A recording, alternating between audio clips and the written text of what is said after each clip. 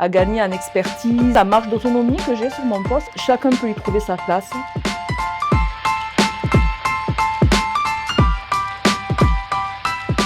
Pouvez-vous nous expliquer votre parcours professionnel au sein de la CAF ? Il y avait un concours qui était proposé aux personnes qui avaient un bac+2 pour intégrer la CAF. J'ai postulé, j'ai réussi le concours et j'ai intégré la CAF en tant que technicien conseil. Et j'ai exercé ce poste jusqu'en 2002-2003, époque à laquelle après j'ai changé de service et je suis passée au service vérification, qui dépend de l'agence comptable. Donc ensuite j'ai évolué en tant que référente technique au service vérification. Quelques années plus tard, il y a eu un appel à candidature pour des postes d'encadrement. Donc j'ai postulé, j'ai été prise et j'ai eu une formation pour devenir manager de proximité. Quelques années plus tard, j'ai eu la responsabilité du groupe étudiant. Ensuite, je suis passée à nouveau responsable d'antenne de l'ensemble des antennes de la CAF de l'Hérault. Et en 2020, j'ai intégré l'action sociale à la CAF de l'Hérault, la branche action sociale.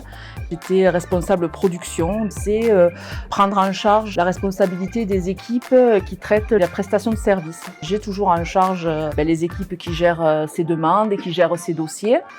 Et depuis le début de l'année 2023, j'ai également en charge le service contrôle de l'action sociale. Comment avez-vous été accompagné dans votre prise de poste de manager ?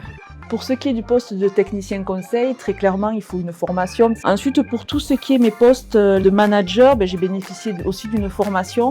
L'accompagnement, il se fait tout au long d'une carrière, à la fois par ses pairs, à la fois quand on prend un nouveau poste, il y a toujours une période de tuilage avec la personne qui quitte le poste. S'il n'y a pas cette possibilité de tuilage, il y a toujours un accompagnement en interne pour faire en sorte qu'on arrive à trouver ses repères et à un moment donné, on arrive à travailler en autonomie. Et après, une fois qu'on a atteint ce stade d'autonomie, c'est qu'on arrive à gagner en expertise, à être source de propositions, voilà. Qu'est-ce qui vous épanouit dans votre poste aujourd'hui ? Moi, vraiment, ce qui me plaît sur mon poste de manager, c'est être avec les équipes, d'avoir cette sensation de faire partie d'une équipe et de réussir quelque chose en commun.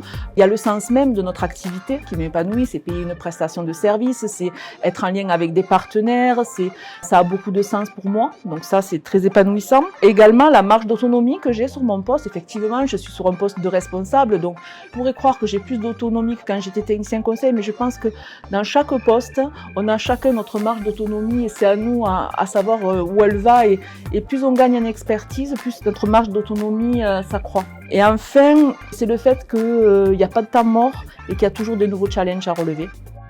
Pourquoi rejoindre la CAF ? Moi, je parle avec mon passé, mon expérience et puis mes points de sensibilité, ce que j'aime faire.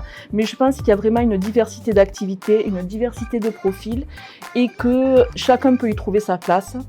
On n'a pas tous les mêmes motivations, les mêmes moteurs, mais il y a vraiment une diversité d'activités, puis le sens de ce qu'on fait aussi.